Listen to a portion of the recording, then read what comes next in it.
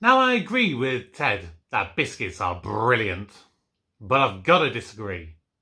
A good cup of tea?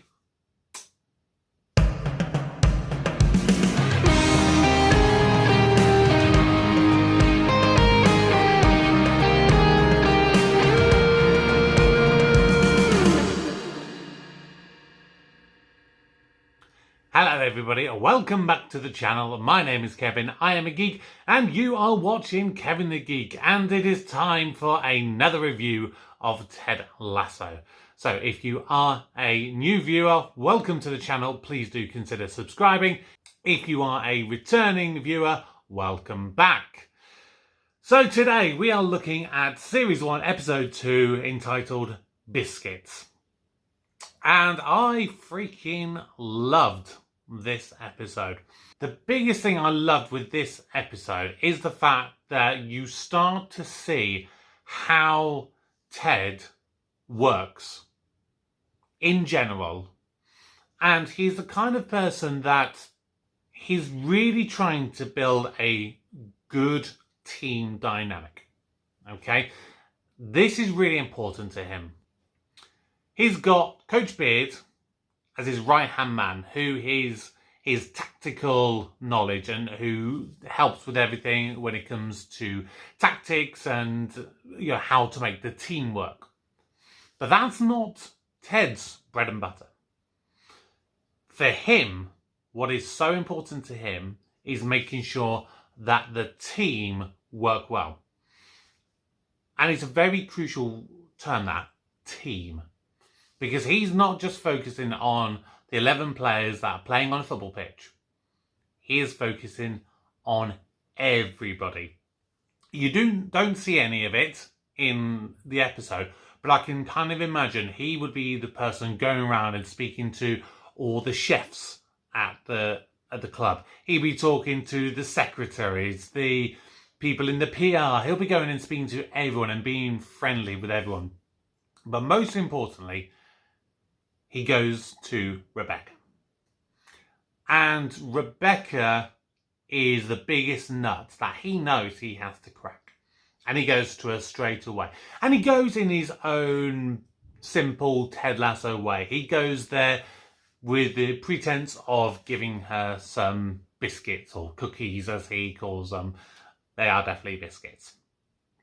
But he knows that this is not going to be a one-term progress. He's going to have to work and work and work at it.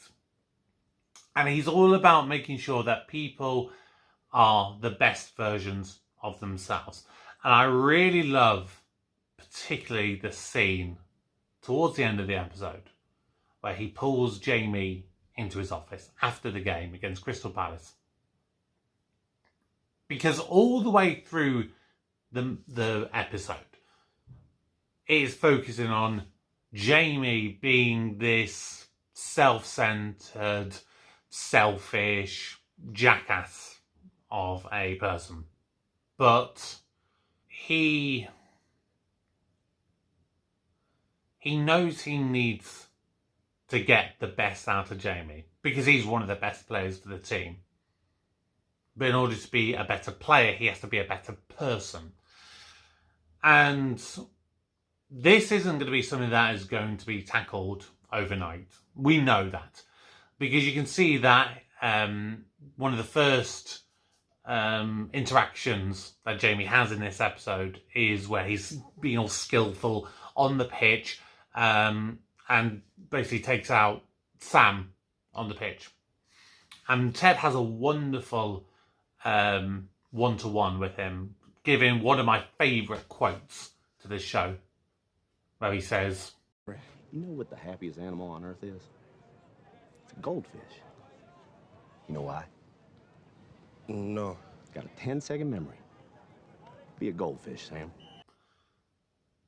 That is just a beautiful little message. And that's one I try and really hold with me, since I've kind of seen that. You could have a really bad day. And what are your choices? You can either choose to be hurt by it and resentful and, be down and sad about it or angry or whatever. or you can forget it, you can move on, and you can learn to improve yourself. And that's a wonderful little message to have.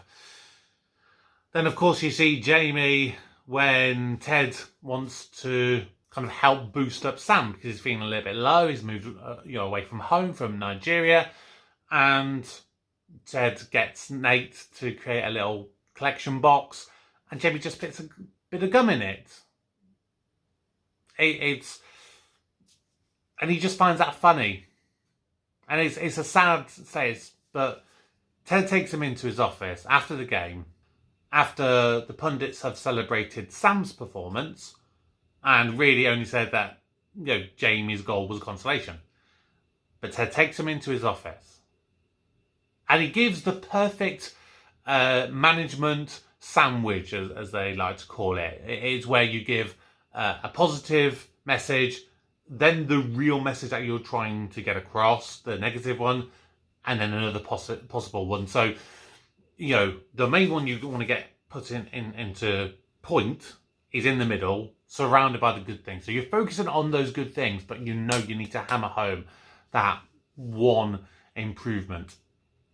And what Ted says to him is wonderful, where he says, Jamie, I think that you might be so sure that you're one in a million that sometimes you forget that out there you're just one of 11. Again, I think that is just such an important message to have for a player. He knows that Jamie needs to be, built up. He needs to feed his ego in order to get out of him what he wants. So Ted is really good at, I wouldn't say manipulating, but he knows how to manipulate the circumstances to get what he wants in a good way, not in a bad way. Rebecca, on the other hand, she does manipulate it for her own ends in a bad way. And it's really sad that she's going through all this horribleness with her divorce from Rupert, and she gets hit with the news very suddenly in a press conference when her guard was down and she wasn't expecting it, to be told that her ex-husband had had another girl who they'd been dating and he'd been cheating on this girl with whilst they were married for about 5 years. She surprisingly handles the question from the media really, really well. But the thing I love is how Ted knows straight away that she's in trouble and she's facing a difficult stand. And that's why he goes to her to kind of check on her. And it's a lovely little moment between them. And you almost think that Rebecca is going to have a bit of a change of heart. But then at the end, when Higgins sends over the photographs of Ted and Keeley, which is typical press manipulation, Rebecca sees on her TV about this latest Ruby girl and reminds her of why she's trying to destroy this football club, and tells Higgins to go ahead and do it. It's a sad character trait to have, but an understandable one, even if I wouldn't personally do that myself. The last little thing I want to say with relation to Ted trying to create this sort of team dynamic. I love the idea of a suggestion box. I think that's a really terrific idea to do. And it shows Roy's changing of perception. Because when Ted first talks about it, Roy goes up to him and says, we've got bigger priorities here. We should be focusing on trying to improve our football club, rather than working out are the snacks in the vending machine tasty enough. But this is the thing. Ted knows that these little things make a big difference to the overall package. To be better footballers, you also need to be better people and have better situations. And having a positive mind frame is really crucial to that.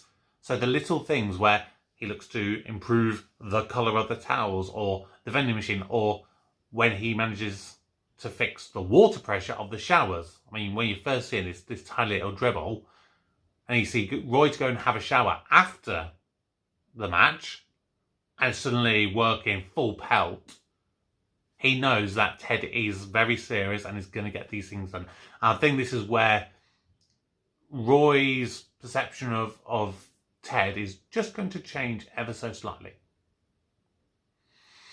But a really, really good episode. And next time out,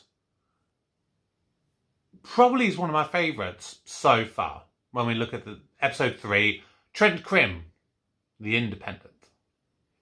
I love that character and I love his hair. I'm not going to lie. I really, really do. Maybe that's aspirational goals for me. Maybe that's why I'm growing out of my hair, because I want to have hair like Trent Crimm. But make sure you do join me again next week for that episode. I'm really looking forward to it.